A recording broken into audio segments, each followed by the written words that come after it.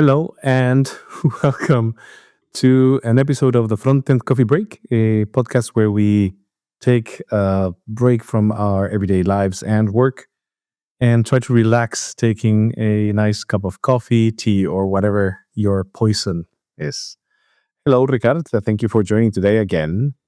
Hello, is it 2025 already? I'm not sure. With the episodes being a little bit delayed with the post-production, I never know when this goes live, but it's our first recording of the year.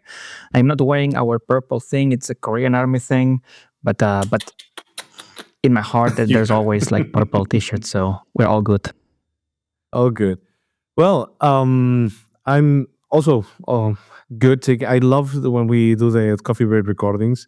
Sometimes I do get stressed out a little bit about having to balance the work that I'm doing and taking a moment to be able to record.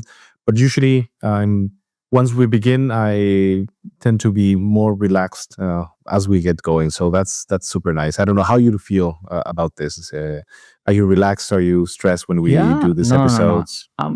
No. Sometimes when I think about the script, what we're going to talk about, or the topics, maybe it's a little bit like, but it's a good type of stress. And definitely when we start recording, I focus on the recording and not speaking too fast, and then everything fades away, and I'm here and present in the moment. So yeah, it's always nice to take this small space to break away from, as we say in the coffee break, from your everyday life.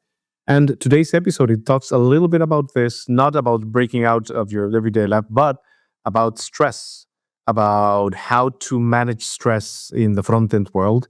That, of course, it includes a lot of things related to any other area, any other type of job, role, or whatever you have. But we'll be concentrating a little bit about talking about how do we, as front-end developers or people, handle our everyday stress. Now, first, if you don't mind, I'd like to talk a little bit about what stress can do to you and what stress has done to people around you. I'd like to begin by telling a couple of stories that I've seen, and one of them is precisely at the very beginning of my career, of my working career. I had just been recently graduated, started working. One of my best friends was working with me in the same place. It was back in the college that we studied. And he one day comes to me and tells me that he's got an ulcer. And talking about it, it turns out that because of stress, because of how stressed he was with work, he developed an ulcer. And he explained to me what was happening and what it meant. And I was like, "Oh my! I mean, that's we are working. We're just 1 year into working, and you already have that.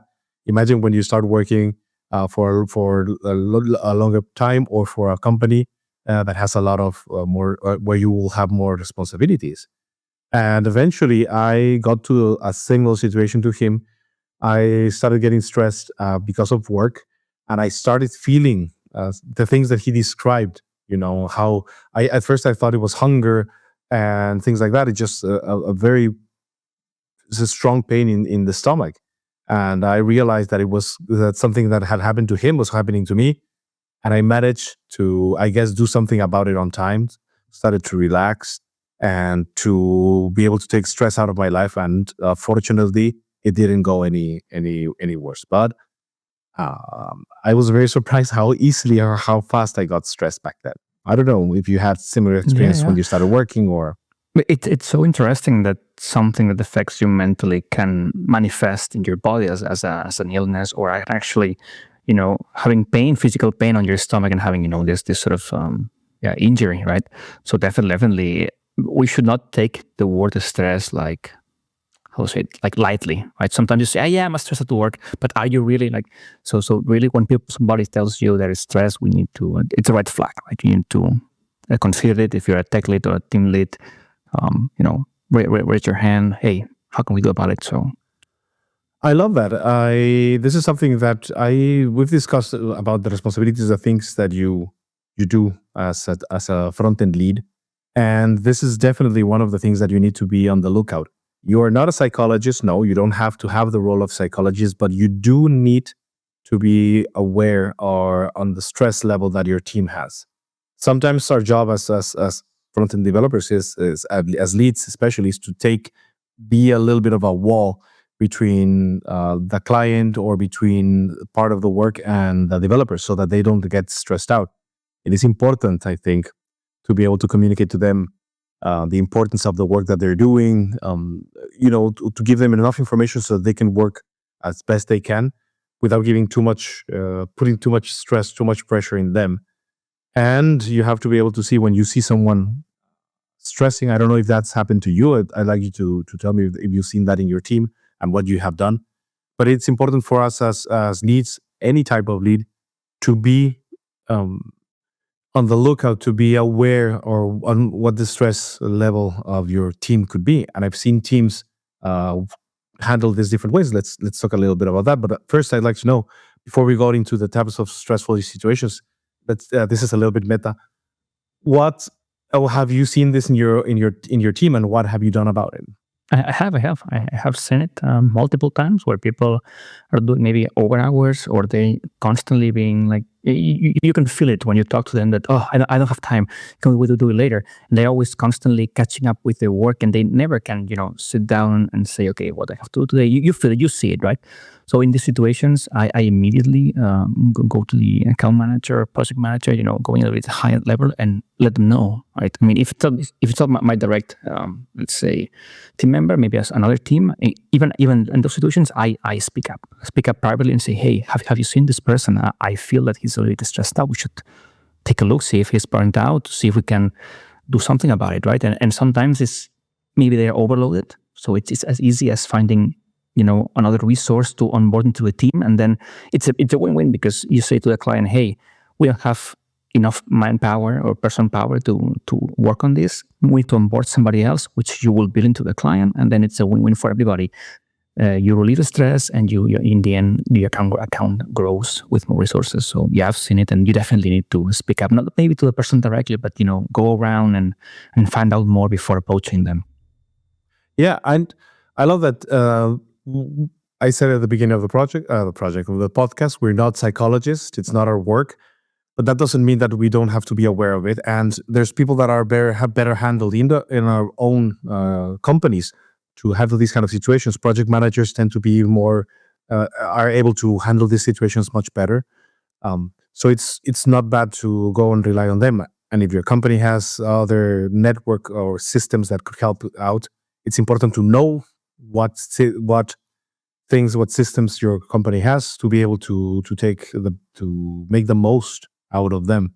But that's nice. That's nice that you communicate like, hey, be careful. This person might be. Yeah, I see them stressed out. We need to do something about before they burn out.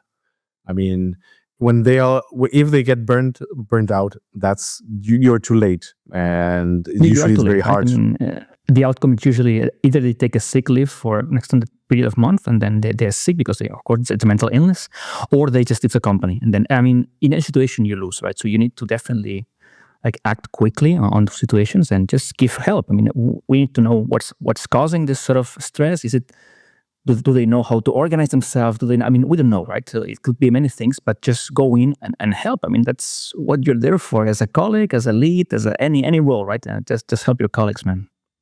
Now, you said precisely that there's several situations that could cause this stress to the person that you're talking about. So what kind of stressful situations could you have? For example, what kind of stress directly from project work do you see people having, and how we can do something about it? Well, my most stressful time is when I have to deal with backenders and quality assurance. When they open defects and they don't know what they're talking about. I love you, QA. I love you, backenders. Okay. But it's, I mean, okay, hold on, hear me out. It's not untrue. Like when you get a defect, and the person who opened the defect could be QA, could be the client, could be somebody else, and you're like, really? I mean, because maybe it's not well documented, or they haven't read the specifications, or they just this doesn't work, and they open a defect. You're like, really? That bothers me, right? But anyway, that's not a real factor of stress. But I think that when you're getting bothered by this kind of small things, maybe there's something that's already stressing you out and making you react in such a visceral way to these kind of things. So this is something to be in the lookout, not only on yourself, but on others. If people are reacting or reacting very aggressively or not violently, but very passionately, let's say, or very viscerally, maybe there's something more. And usually there is. I mean, so I think this is a good way. It's like, oh, did you see this? The QA just opened this bug. I hate them, blah, blah, blah. It's like, maybe there's something happening there. Maybe there's something wrong, yeah. But how would you, what would be your, something that comes to mind when it comes to factors that trigger your stress? Usually, sometimes not being able to, or thinking that I'm not doing enough work or that I'm not delivering the type of work that is expected from me does cause me a lot of stress sometimes. And the thing is that when I'm in that situation, I suddenly feel, and this, I don't know if this has happened to you, but I suddenly feel that I don't have the time because people are constantly bothering me. And I'm saying bothering me. And sometimes I just need to get something done. I feel I need to get something done. And I try to get something done, but I get constant interruptions from everywhere. And I just get more stressed because I am not finishing my what I need to do. And I'm trying to handle these situations, and I don't sometimes handle them in the best possible way. You're not alone, Tucha. In the end, using Teams and Slack, and it's constant notifications, people pinging you, and people misusing these communication tools to like make more noise than it needs to be. We need our focus time. I mean, I know some of the colleagues I know, they book their times in the calendar, like they block blocks slots of time so they cannot like be assigned to meetings. I know people that also they turn off notifications if they do that. The Pomodoro technique where you say, I'm going to focus for 30 minutes or 1 hour. I'm going to turn off everything. And really, if it's not that important, usually it's not like, if it's something really important, your phone will buzz. So you can just pause notifications, focus on your work for an hour, and then attend to your emails and whatever, right? I love this. Yes, I am the kind of person that blocks part of my calendar with focus time. This is one of the ways that I do it. If I get in these situations, precisely when I'm getting just called, of course, I have to make sure that if, for example, the work that I'm doing is not as important as what's happening, I need to give this work to someone else because I cannot do it myself. I need to delegate and concentrate on whatever the emergency maybe is. But if it's the other way around, I'm just gonna block a piece of my calendar. I'm gonna put myself on precisely on focus time, telling people, "Hey, I will get back to you, but I won't get back to you immediately," and just focus on my work. I have seen people at Cognizant and Eccentric that turn off their Slack and they just check it a couple of times a day. Of course, the type of work that they're doing, it works like this. They can be disconnected for long periods, and as you can say, if it's really an emergency, they might call him. But I've seen that this works, and it's super nice. I mean, and have you like? No, I lost what I wanted to say. Distracted me. Anyway, it'll come back to me. Oh yeah, I remember now. Sorry. Okay. About so everything you explained to me, it looks like maybe people don't have the correct expectations on what are you going to deliver or what are you going to spend your time on. Like sometimes it's like, yeah, I'm going to assign this to Chucha, and they don't realize, or we don't set expectations right in terms of estimating or saying, no, I don't have 100% of my time. I need 60% to do this, 20% to do that. And then I only have for you or for this project, for this task, I'm going to give you 3 hours a week. And people maybe miscommunication, I don't know. But, setting expectations right in both directions maybe would ease your I don't know, pain, stress. This is very important. And it's basically putting limits and marking limits. And the first thing that you need to understand, and this is something that is super hard and it takes sometimes a lot of years to do it, is how to say no. You are allowed to say no. You're allowed to not help out in this colleague that needs your help. You're allowed to not accept an assignment. Of course, it all depends on the nature of your work, but you're allowed to say no. You're allowed to be able to put limits to what other people ask of you. And it sometimes is, especially people that are people pleasers, it's very hard for them to do it. But you need to understand that sometimes saying no will, first of all, reduce the stress that you will put up on yourself. And second of all, if you're accepting things that you won't be able to deliver, you're just going to be disappointing other people. It's better. It's better for them to be disappointed because they're not going to be disappointed by saying no, I cannot help you, and maybe giving like talk to this person, please. Than if you try to help them and it turns out bad. Amen. I'm with you, and that's something I learned a while back, and it works. Like when you tell the client no or your colleague no, but I'm going to give you a solution, right? And maybe talk to somebody else. I'm going to delay it. I cannot do it now. I'll do it tomorrow. And in this way, everybody sets again the expectations of what's going to happen, and it's all good. Man, you don't have to take everything on yourself. So yeah, good One point thing. there. One thing that I learned in college, and I still applied it up to today, is I learned how to say a way to say no is by saying this phrase. Like, for example, you say, "Hey, could you be able to help me out with this project, or would you go out for, would you like to come for lunch with us?" Or it applies to personal life to work life, and you say, "Oh, I'd love to, but I can't." You don't need to give any excuse. Then this is very important. Just say, "I'd love to, but I can't." And then it's how about, and you give a solution, you propose an alternative. This includes, could you help me with this? Oh, I'm sorry, but I can't. I'd love to, but I can't. Why don't you go and ask this person? That would be the solution. Or I cannot do it right now. How about I help you out at this time? Propose something. And it's always people are going to say yes to this kind of attitude by saying, no, I put my limit. I do not need to give any excuse. And this is very important.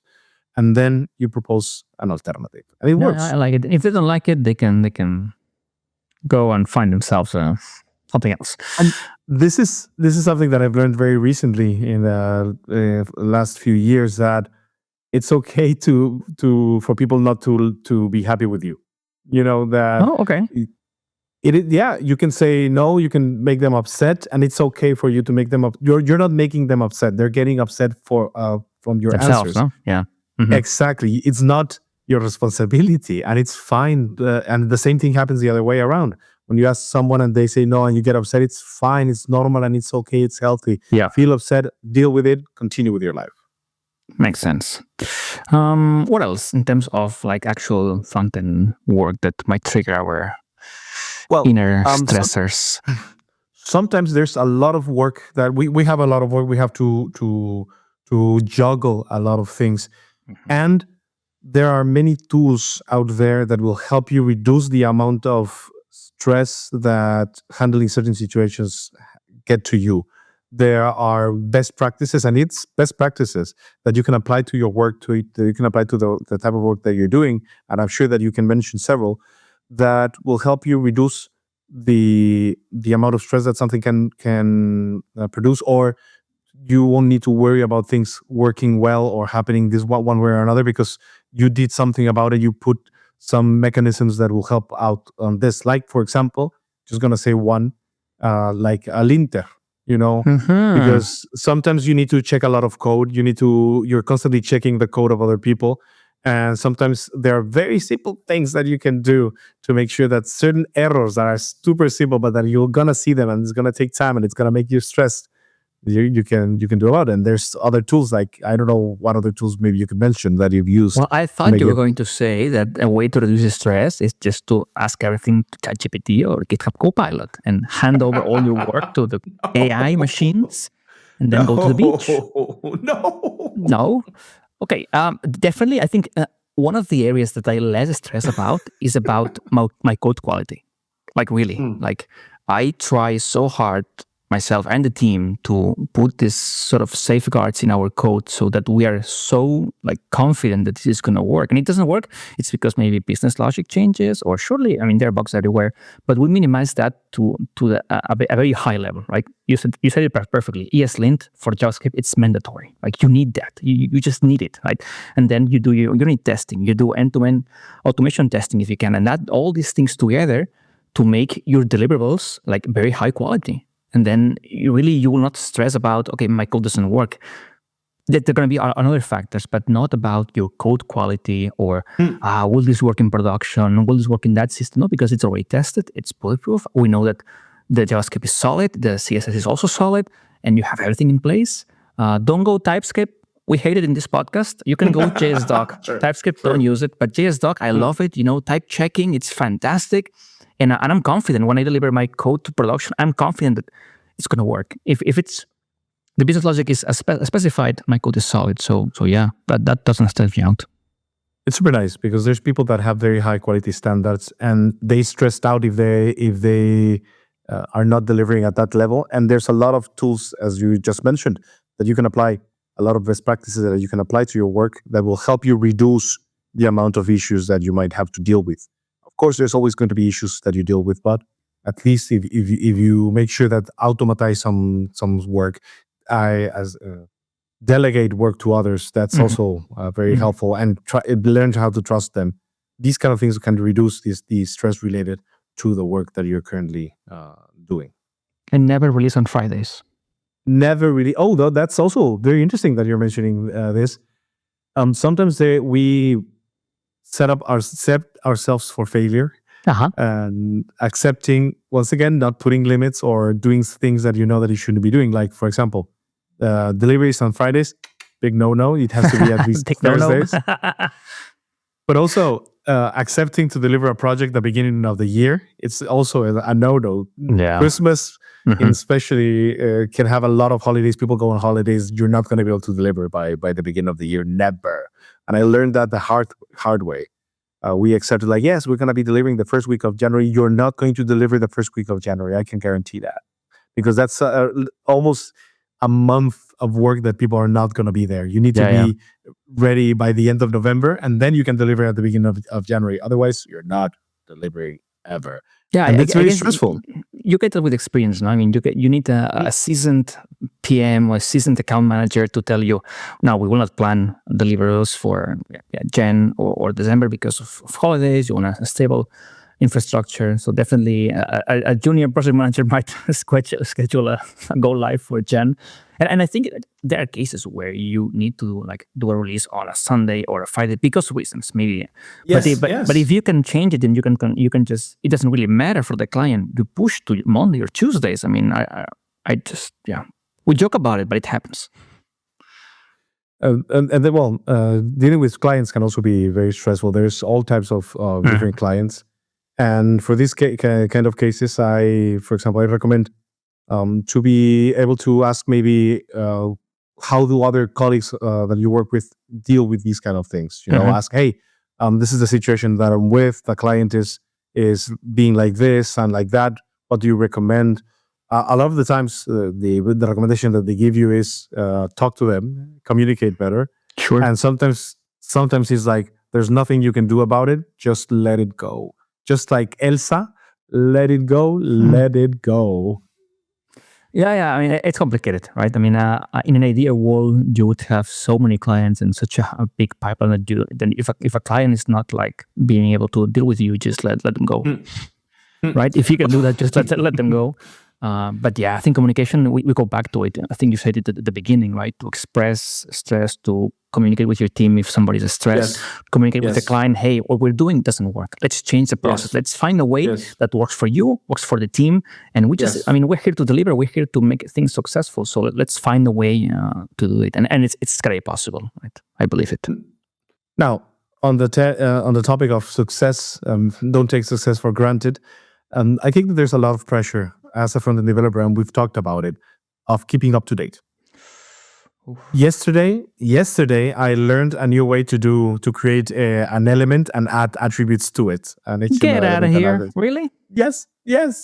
And it was like I saw it. Someone in my team added the code, and it was like, "Oh, you can do it this way. That's nice." The optical sign, and it was like, "Oh, this is the first time that I've seen it used this way."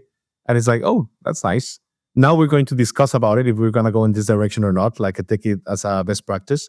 But it is. But at the same time, when I saw it, I thought to myself, I should have known this. And it does stress me out. I don't know. Should have you? Really? I think so. Because you as a lead, well, that's just a sensation that you feel that as a lead, you should know everything and you should be up to date. What's your thought on this? I know that I know nothing. Like now, for real, I'm talking about Jon this. Snow. No, I would say philosophers from Greece, but yes, you lost me now. Okay, so no, I think it's interesting and so like fascinating that you can, even with your season experience and years, you can still find ways to do this simple sort of task. I mean, it's fine. I mean, web development, and especially front end nowadays, the tech stacks are so wide.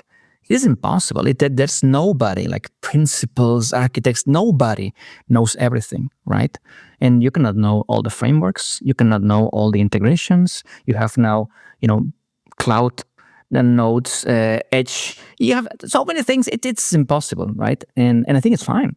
It's fine to not know them, and you should aim like to build your knowledge in a way that it's easy for you to understand and learn new things, rather than saying, "Oh, I don't know everything. I'm gonna get fired," or people will ask me about Angular, and I'm a React guy. As long as you know JavaScript, and they ask you about Angular, you might be able to answer. I mean, the end is just JavaScript. So really focus on the fundamentals. And I think you and I do this all the time, where we are very strong in JavaScript, and then when you started with Svelte, I mean, you didn't have any problems with jumping into Svelte, and you didn't know about it. So also, Svelte is cool, so yes, that helped out. But do we have an episode about how to keep up to date? And we do give tips on this kind of things. And if you feel, I would suggest that if you feel that you're getting left behind, just find something that works for you to keep up to date. Don't stress yourself about you don't need to know anything. You're right about that. But find ways to keep up to date. Episode 36, how to keep up to date with frontend. Well, go and listen to that and find ways, something that works for you, and know that you cannot know everything. Sorry. You cannot know anything. That's you. Tuchel, you will not know anything. You just give up, man. Yeah. No, but that it's okay. It's okay not to know. Now, I'd just like to say something that before we're close to wrapping up. I don't think we're going to wrap up on 30. I don't want to be stressed about the time, but I'd like to do, let's go to the final part of the episode and recommend things that you actually do besides the recommendations that we gave, things that you actually do and that actually work for you to take stress out, and some tips and things like this. So, do you want me to begin? Do you want to say something first? Okay. Who goes first? Who goes first? Sure. I think separating your private life to your work life, for me, it works very well. Like I need to understand that even working from home remote, I need to close my laptop at my closing time, and unless I'm on call or whatever, I'll just deal with it tomorrow, right? I mean, there's no need for me to be on a Slack 24/7. There's no need for me to check notifications. I just close my laptop, pause everything, and then I'll see you tomorrow, right? And that is one of the best things that you can do. When it's closing time, it's closing time. You're not a surgeon that you say, "Oh, it's my time to go," and you just leave the guy with the person with the stomach open. Although we can have highly responsibility jobs, it is just job, and you should be able to disconnect. And the laws, for example, here in Spain, they do tell that you should have a disconnect. So that's very good. In my case, one of the things that I do when I'm very stressed out, I walk. And that works a lot for me, and I've been doing it for years, since the very beginning. Even when I was studying back in college, whenever I got stressed, I walked. I just stepped out of wherever I was, and I just started walking. And I walked. And then when I came back, I usually was very more relaxed, and I could continue. Well, I was relaxed and could continue doing whatever I was doing. I've done this in jobs. Especially, for example, the office that we have here is very close to the seaside. I've taken time to, I am very stressed. I just took off, went to the seaside, walked there, sat down, looked at the sea, got relaxed enough to go back to work and continue working happily because I got that stressed out. When I broke up in a relationship, I remember that I walked a lot because it helped me deal with stress. And today, if I'm feeling stressed, I will do it. Whether I'm at home or I'm at work, when I'm very stressed and I need to take a walk, I just pause everything, go take a walk. It helps me relax, then come back and continue working. At least this is something that I found that helps me Yeah, you're relax. not alone. I think overall, you said two very interesting things. So one is some sort of exercise, right? It doesn't have to be cardio and, and doing burpees. That's not it. It could be just walking, which is fantastic because then you disconnect. And then change of scenery. I think it's also very good. And I agree with you, and I do it as well. I mean, you just go out, right? Go out either to walk or to whatever. I like to take pictures, so I go out and focus on something else. You change the scenery, see other things, and you just forget what happened there, and then you come back, in a more definitely relaxed and better mood. Nice. I'd like to say also that remember that it's okay not to be okay. That some people feel bad because they're stressed and they are not dealing well with stress. And remember that this is fine. This is normal. You're a human being. Don't make that make you even more stressful. Or you might have issues at home and you come to work and it's okay to not be okay. But do try to figure out if your company has ways to help you out with this. At Cognizant Center, we do have mental health champions. That is a group that helps out people that could be in stress. So you can reach out to them and ask for help. We do have a line that you can call that it was established during COVID, I think, to help deal with stress. And people can still call the line and get some support. And we have other workshops that help you deal with stress and things like that. Find out what your company has to offer regarding this. And it's not the only option. For example, a lot of companies offer a health insurance. I don't know if you knew that some health insurance include like 10 sessions a day 10 sessions a year with a psychologist. And one thing that I learned also through life is that it's okay to go to the psychologist. And sometimes it's even recommended. I don't know about you, but I learned how to deal with stress through my family, but they're not the best people to tell you how to deal with stress. You can go to a professional to ask for help. That doesn't mean that you're in a terrible shape. The idea is not to get in that terrible shape and try to get some tools to help you deal with that. Yeah. I think you said everything. Just speak up, right? No, don't wait until you're burnt out, and there's gotta be a way for you to help, to get help, right? In the company or outside, just speak up. And especially nowadays, and this is going to sound a little bit somber, but it's for people that work alone at home. Remember that first of all, you're not alone. There's many ways that you can connect with your colleagues through, for example, with podcasts or through coffee calls with people. Don't isolate yourself at work. Go to the office sometimes. If that for me, it helps out as well. But and as you say, communicate, reach out. You're not alone. And I feel great now. So thank you for sharing, Chuch. I think we've covered a lot of stuff, definitely. But we'd love to hear from you. If you have more insights, tips, leave them in the comments. Yeah, please do share. I'd love to see how you guys deal with with stress in your work and what things you do. Okay, well, I think that's all. Thank you, Ricard. Thank you. And see you everyone on the next episode. And remember, decaf if you so that you go get extra stress. Bye.